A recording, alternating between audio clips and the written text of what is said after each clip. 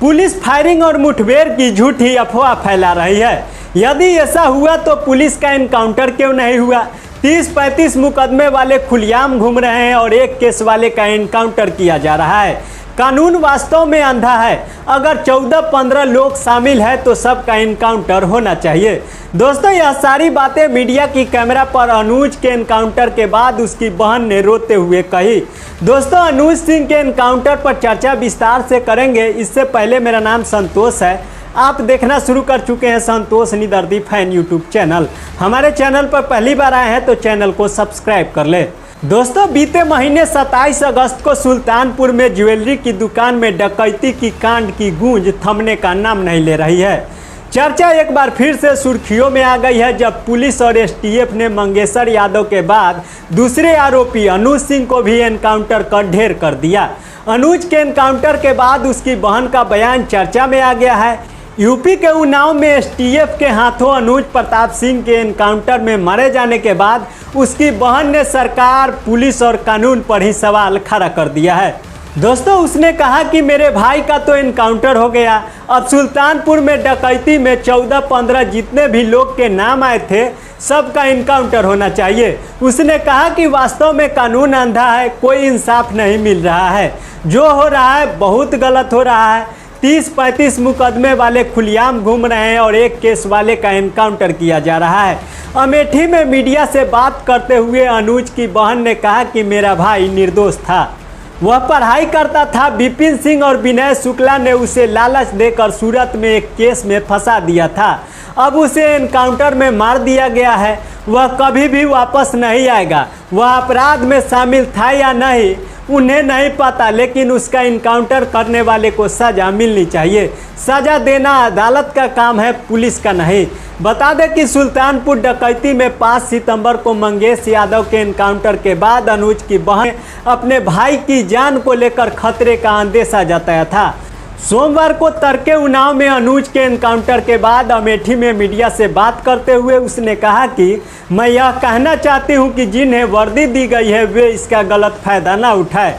जिसके ऊपर 36 केस है उसका भी इनकाउंटर करवा देते, जिसके ऊपर एक केस है जो बेगुनाह है उसको भी इनकाउंटर करवा दिए हैं। अगर 14-15 लोग शामिल हैं तो सबका इनकाउंटर होना चाहिए। कानून वास्तव में अंधा है, कोई इंसाफ नहीं मिल रहा है। हम लोगों पर क्या बीत रहा है हम ही जानते हैं।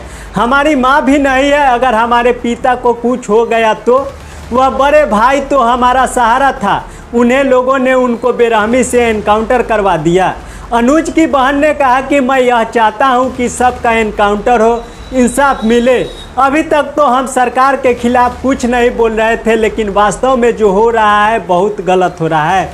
चाहे इसमें विपक्षी पार्टी हो या कोई भी नेता, जो करवा रहा है बहुत गलत करवा रहा है। हम लोगों को इंसाफ मिलना चाहिए। जो किए हैं बहुत गलत किए हैं।